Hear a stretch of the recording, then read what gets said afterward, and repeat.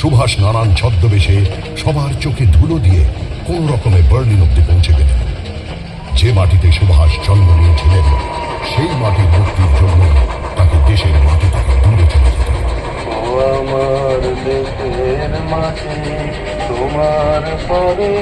1897 সালের 23শে জানুয়ারি, যে বছর মহারানী ভিক্টোরিয়ার রাজত্বের সুবর্ণ জয়ন্তী পালিত হচ্ছিল, সেই বছরেই তৎকালীন ভারতের বেঙ্গল প্রেসিডেন্সির কটক শহরে জন্ম নেন সুভাষ।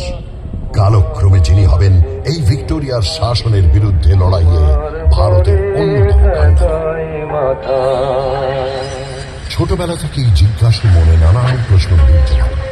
বয়স যখন 15, স্বামী বিবেকানন্দের মতাদর্শের সঙ্গে তার পরিচয় হয়। সেই মতাদর্শ তার ব্যক্তিত্বে গভীর প্রভাব ফেলে।